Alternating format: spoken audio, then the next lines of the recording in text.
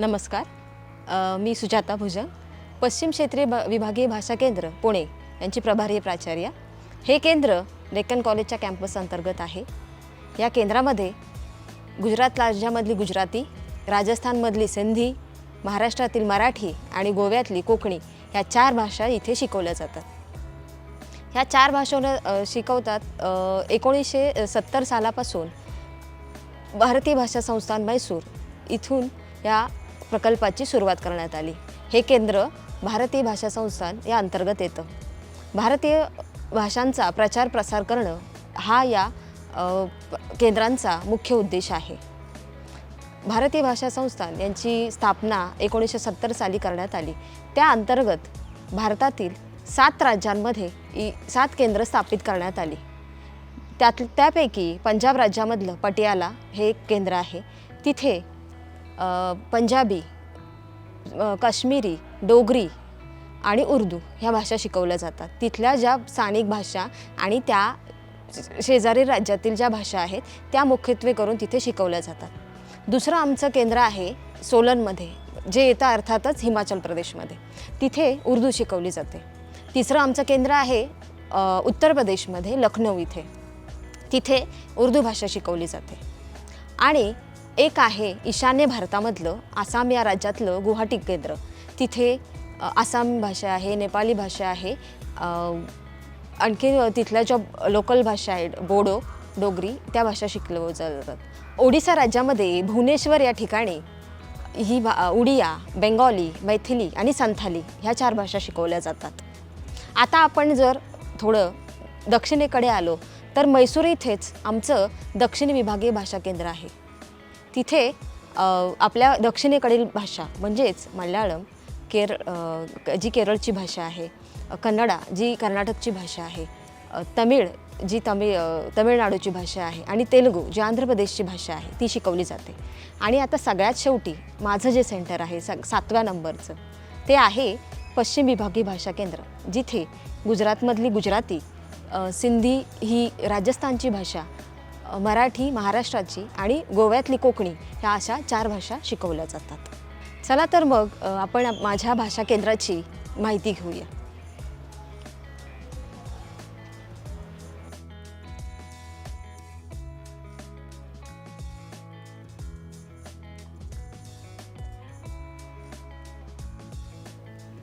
हा भारत सरकारचा पश्चिम क्षेत्र विभागीय भाषा केंद्राचा 10 महिन्याचा डिप्लोमा केल्यानंतर तुम्हाला अनुवाद क्षेत्रामध्ये संधी उपलब्ध करून दिल्या जातील. आता जसे आमचे 1728 विद्यार्थी आत्तापर्यंत इथे मराठी, गुजराती, सिंधी आणि कोकणी ह्या 4 भाषा शिकून गेलेले आहेत. त्यापैकी बऱ्याच लोकांचं करिअर या माध्यमातून सुरू झालेलं आहे. आता आपल्याला जसं माहीत आहे भारतीय भाषांबाबतीत आपल्या राष्ट्रीय धोरणामध्ये देखील आता खूप प्रचार आणि प्रसारासाठी पुढाकार घेतला जात आहे. आणि त्यांचं भारतीय भाषांचा प्रचार आणि प्रसार करणे, त्या टिकवणे खास करून. कारण आपण बघितलेलं आहे की हे जग जे आहे ते आता फेसबुक, व्हॉट्सअप याच्यामुळे जवळ आलेले आहे. आणि आपल्या भारतीय भाषा पूर्वी दिसायच्या का त्याच्यामध्ये? नाही. आता आपण मराठीमध्ये पण आपण एकमेकांना मेसेज पाठवू शकतो, एकमेकांना बोलू शकतो. तसं पूर्वी नव्हतं. आता भारतीय भाषा म्हणजे प्रत्येक मुख्यत्वे करून ह्या ज्या परदेशी कंपन्या आहेत त्यांना आपल्या भारतातला जो खेड्यातला शेवटचा नागरिक आहे त्याच्यापर्यंत त्याच्या भाषेत पोचायचं आहे ना. मग भारतीय भाषा येणं त्यांना गरजेचं आहे. मग आता त्यांना भारतीय भाषा माहिती असणार आहे. आणि त्यातही त्यात जर भारतीय भाषा तुम्हाला 2-3 येत असतील, म्हणजे समजा तुम्हाला मराठी भाषा येत असेल, मग तुम्हाला हिंदी येत असेल आणि त्याच्या जोडीला जर तुम्ही गुजराती शिकलात, सिंधी शिकलात, तर अनुवादाच्या क्षेत्रामध्ये किंवा ह्या ज्या मोठ्या कंपन्या आहेत गुगल, मायक्रोसॉफ्ट, ॲमेझॉन यासारख्या ज्या कंपन्या आहेत तिथे तुम्हाला अनुवादाची संधी तुम्हाला उपलब्ध होऊ शकते. तुम्ही फ्रीलान्सिंगचंही देखील काम करू शकता. आणि ह्या क्षेत्रामध्ये मनुष्यबळाची अजूनही आम्हाला कमतरता जाणवते. तुम्ही इथे आम्हाला कुशल मनुष्यबळाची उपलब्धता नसल्यामुळे लोक मिळत नाहीत. पण हा जर कोर्स तुम्ही कंप्लीट केल्यानंतर संपूर्ण झाल्यानंतर तुम्हाला ह्या क्षेत्रामध्ये अनुवाद करण्याची देखील संधी मिळते. आणि आमच्या इथले जे माजी विद्यार्थी आहेत बऱ्याच लोकांनी इथून हे प्रशिक्षण पूर्ण केल्यानंतर भाषांचा तुलनात्मक अभ्यास सुरू केलेला आहे. आमच्या इथला एक आसामचा विद्यार्थी होता, तर त्याने आसामी साहित्य आणि मराठी साहित्य तर याचा तुलनात्मक अभ्यास सुरू केला. आमच्या इथला एक नितीन राठोड म्हणून एक विद्यार्थी जो गुजराती भाषेचा प्रशिक्षणार्थी होता, त्याने मराठी आणि गुजराती यातले काही साहित्य प्रकार आहेत तर त्याचा अनुवाद देखील सुरू केला. आणि विशेष गोष्ट उल्लेखनीय बाब अशी मला सांगता येईल, त्याचं एक पुस्तकाचं प्रकाशन देखील झालेलं आहे, म्हणजे त्याने जे मराठी आणि गुजरातीमध्ये भाषांतरित केलं आहे. तर अशा बऱ्याच विद्यार्थ्यांनी खूप छान इथे केले. म्हणजे काहींना तर असं आहे की इथे येऊन ते मराठी भाषा शिकले तर त्यांना महाराष्ट्र इतका आवडला, मराठी संस्कृती इतकी आवडली, मग नंतर त्यांनी असा विचार केला की आपण ह्या क्षेत्रामध्ये पुढे अजून काय काम करता येईल. त्यांनी पुन्हा आपलं हे स्थान निवडलं की मला इथे राहायचं आहे किंवा रिटायरमेंट नंतरचे जे प्लॅन्स आहेत ते इथे मला कंटिन्यू करायचे आहेत. हे अशा पद्धतीने झालेले आहे. आणि त्यांना फक्त एक उद्देश असा होता की मग लता मंगेशकरांची भाषा कुठली, मग सचिन तेंडुलकरची भाषा कुठली, ती मला शिकायची आहे. आणि ती भाषा शिकताना मग मी मराठीची आणखीन कसा जोडला जाईल, किंवा मग गुजराती मला शिकायची आहे. तर मग मला व्यवसाय कसा माझा वाढवता, मग गुजराती व्यापाऱ्यांबरोबर माझे संबंध कसे, मग तो गुजरातीमधून बोलले की ते आपल्याला वस्तूचा दर कमी करून देईल. तर ह्याही उद्देशाने म्हणजे विद्यार्थी आले आहे. म्हणजे प्रत्येकाचे भाषा शिकण्याचे उद्देश वेगवेगळे, पण मुख्यत्वे भारतीय भाषा यांचा प्रचार आणि प्रसार जो आमचा उद्देश आहे तर ह्यातून हा सफल झालेला आहे. आणि आत्तापर्यंत 1728 विद्यार्थी या भाषा केंद्रामधून प्रशिक्षण पूर्ण करून बाहेर निघालेले आहेत.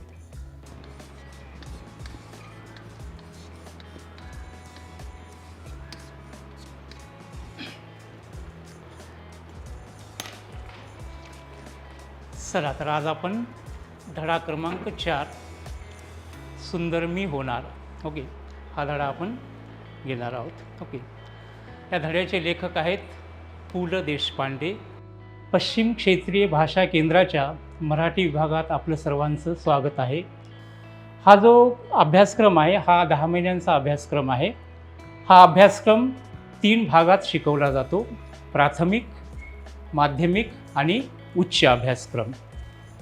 प्राथमिक अभ्यासक्रमामध्ये आमचा जो भर असतो तो व्याकरणावर असतो.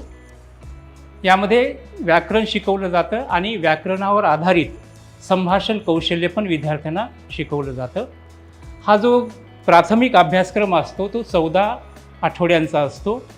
नंतर यानंतरचा माध्यमिक अभ्यासक्रम, त्यामध्ये आमचं जे पाठ्यपुस्तक आहे ते सांस्कृतिक म्हणजे महाराष्ट्राची संस्कृती या विषयावर आधारलेलं आहे. आता हा माध्यमिक अभ्यासक्रम संपल्यानंतर त्यांना महाराष्ट्राच्या संस्कृतीची माहिती होते. ती संस्कृती त्यांना प्रत्यक्ष पाहता यावी, त्या संस्कृतीची त्यांना प्रत्यक्ष ओळख व्हावी म्हणून माध्यमिक अभ्यासक्रमानंतर 14 दिवसांची पर्यावरण सहल आयोजित केली जाते. या सहलीमध्ये विद्यार्थ्यांना महाराष्ट्रातली 2 ठिकाणं, प्रमुख ठिकाणं निवडली जातात आणि ती 2 ठिकाणं दाखवल्यानंतर त्या सभोवतालचा परिसर त्यांना दाखवला जातो. या सहलीमध्ये खास करून त्यांना महाराष्ट्रातल्या शैक्षणिक संस्था, प्रेक्षणीय ठिकाणं, सांस्कृतिक ठिकाणं आणि काही प्रसिद्ध लेखकांची भेट घडवून आणली जाते. आणि या अभ्यासक्रमाचा उद्देश हाच आहे की खास करून त्यांना लोकांमध्ये मिसळता यावं, लोकांशी संवाद साधता यावा आणि एक व्यावहारिक ज्याला आपण मराठी म्हणतो की तिचा वापर त्यांना करता यावा. त्याबरोबरच मराठीच्या ज्या काही बोली आहेत, वेगवेगळ्या प्रांतात ज्या बोली बोलल्या जातात त्या बोली त्यांना ऐकता याव्यात, ऐकण्यात याव्यात त्यांच्या, हा त्यामागचा उद्देश असतो. आणि याचा खूप फायदा होतो की प्रत्यक्ष लोकांना भेटल्यामुळे त्यांच्या भाषण कौशल्यामध्ये सुद्धा खूप फरक पडतो. आणि मग या सहलीहून आल्यानंतर आमचा जो शेवटचा जो भाग आहे तो उच्च अभ्यासक्रम जो आता आम्ही सुरू केलेला आहे. उच्च अभ्यासक्रमामध्ये आम्ही त्यांना मराठीच्या साहित्याची थोडक्यात ओळख करून देतो. तोंड ओळख असते, कारण इतक्या कमी कालावधीत संपूर्ण मराठी साहित्याची ओळख करून देणं हे शक्यही नसतं. म्हणून थोडक्यात आम्ही त्यांना मराठी साहित्याची ओळख करून देतो. अशा प्रकारे हा आमचा जो अभ्यासक्रम आहे 10 महिन्याचा अभ्यासक्रम असतो. आणि या 10 महिन्यानंतर विद्यार्थी चांगल्या प्रकारे मराठी बोलू शकतात, समजू शकतात आणि मराठीमध्ये व्यवहारसुद्धा करू शकतात. माझं नाव तरन्नुम आरफा आहे. मी उत्तर प्रदेशाहून आले आहे. मी तिथे शिक्षिका आहे. मी इथे मराठी शिकते. मेरा मराठी सीखने का मोटो ये था कि मैं जहाँ पढ़ाती हूँ वहाँ पर एक नई भाषा का विकास करना। मराठी में समझती ज़्यादा हूँ, इतना बोल नहीं पाती हूँ लेकिन समझती अच्छा हूँ। और यहाँ के जो लोग हैं बहुत अच्छे हैं, हमारे जो प्राचार्य हैं वो भी बहुत अच्छे हैं। भाषा हमें जोड़ती है एक दूसरे से और हमें जीवन में कैसा जीना चाहिए, कैसा बिहेव करना चाहिए एक दूसरे के साथ हमको बताती है। और हमारे शिक्षक इसमें हमारा बहुत ज़्यादा मार्गदर्शन करते हैं। और मेरे साथ मेरी बेटी भी है जो मराठी अच्छे से समझ सकती है और थोड़ा थोड़ा बोलती भी है वो। माझं नाव वैशाली शर्मा आहे, मी राजस्थानहून आली आहे आणि मी एक शिक्षिका आहे। इथे मी मराठी भाषा शिकते आणि आता मी मराठी भाषा चांगल्या बोलू शकत आहे आणि समजू शकत आहे आणि कधी-कधी मराठी भाषामध्ये व्यवहार पण करू शकत आहे। मैं ये मराठी भाषा का कोर्स इसलिए कर रही हूँ क्योंकि अभी कुछ सालों से मैं महाराष्ट्र में शिफ्ट हुई हूँ, तो थोड़ा मराठी भाषा सीखने के लिए और मराठी लोगों के साथ में अपना व्यवहार बनाने के लिए, बातचीत करने के लिए मराठी भाषा आना आवश्यक है।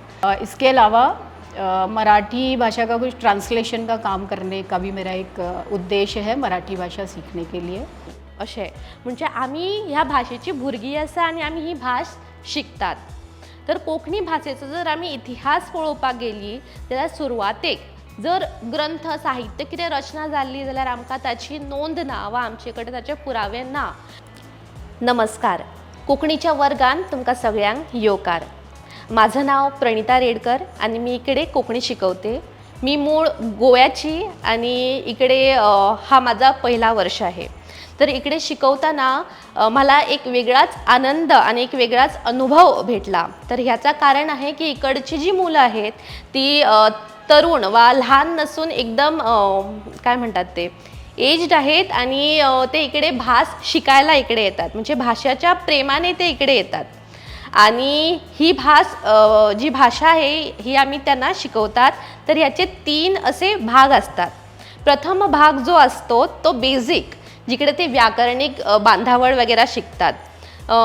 दुसरा जो भाग आहे तिकडे ते कल्चर, म्हणजे जी संस्कृती आहे भाषेची वा ती आता कोकणी भास जर आहे तर गोव्याची जी संस्कृती आहे त्यांचा आदान प्रदान होतो, म्हणजे मराठी संस्कृती काय आहे आणि कोकणीची काय आहे ते आम्ही त्यांच्याकडून जाणून घेतो। तसंच गोव्याची संस्कृती काय आहे ते आम्ही त्यांना शिकवतात। आणि जो शेवटचा भाग आहे म्हणजे ॲडव्हान्स कोर्स, जिकडे आपण त्यांना भाषेसंदर्भात अधिक माहिती देतात। म्हणजे ह्या भागात जेव्हा ते पोचतात त्यावेळेला त्यांची भाषा म्हणजे कोकणी भास समृद्धता जी आहे ती एकदम सक्षम होऊन जाते। त्यांना वाचायला, बोलायला वा वार्तालाप करायला काहीच अडचण येत नाही ह्यावेळी। तर ते एकदम निवांत कोकणीमध्ये बोलू शकतात, तुमच्याशी चर्चा गप्पा मारू शकतात आणि त्याचप्रमाणे ते लिहू पण शकतात। तर यावेळी आम्ही त्यांना काय शिकवतात तर भाषाशास्त्र म्हणजे लिंग्विस्टिक जे आहे ते आम्ही त्यांना शिकवतात, म्हणजे एकदम बेसिक। कारण जे नाद आहे कोकणीमध्ये नाद कसे उच्चारण करतात आम्ही, त्यांचा वेगळेपणा काय आहे ते आम्ही तिकडे त्यांना शिकवतात। त्याचबरोबर आम्ही त्यांना कोकणी म्हणजे आता जी भास आम्ही त्यांना शिकवतात, जशी मी कोकणी शिकवते तर कोकणीची भूई, भास आणि साहित्य असे 3 कॅटेगरीज शिकवतात। म्हणजे भूई म्हणजे लँड, आता लँड मध्ये काय येतं तर गोवा कसा आहे, भूगोलिक दृष्टिकोनाने कसा आहे, त्याची पर्यावरण दृष्टी कशी आहे ते आम्ही त्यांना शिकवतात। तर कोकणी भास नंतर हा दुसरा भाग आहे। कोकणी भाषा जी आहे त्याचा इतिहास, महत्त्व, त्याची रचना, चढण-घडण, उतार, आधुनिक साहित्य, पुराणिक साहित्य हे सगळं काही आम्ही त्यांना ह्या भागात शिकवतात। आणि सगळ्यात महत्त्वाचं म्हणजे कोकणी जे साहित्य आहे, म्हणजे जे कोकणी साहित्यिक आहेत त्यांची ओळख जी आहे ही त्यांना इकडे होते। आता कोकणीमध्ये ज्ञानपीठकार दामोदर मावजो, रवींद्रबाब केळकर सारखिले जे साहित्यिक आहे त्यांच्याच बरोबर जे साहित्यिकांनी कोकणी भास टिकवण्यासाठी म्हणजे जसं तुम्हाला माहीत असेल कोकणी एक अशी भास आहे जिच्यावर मरणाचा फरमान काढला होता, म्हणजे तिला एकदम मारून टाकायचा प्रयत्न केला होता जेव्हा पोर्तुगीज गोव्यात आले होते तेव्हा. तर त्यावेळी हा मरणाचा फरमान तिच्यावर लागू झाला होता आणि त्या मरणाच्या फरमानानंतर जी कोकणीची दशा आणि दिशा आहे ते पण आम्ही इकडे त्यांना शिकवतात. तर याचा फायदा काय आहे, तर कोकणी भाषेत जे साहित्य आहे वा साहित्यकार आहे यांची त्यांना ओळख होते आणि ते पुढे जाऊन ह्या भाषेतून अनेक म्हणजे भाषेसाठी काम करू शकतात आणि भाषेत जे साहित्य आहे ते दुसऱ्या भाषेत पण नेऊ शकतात. नमस्कार, मी स्मिता सोनावणे.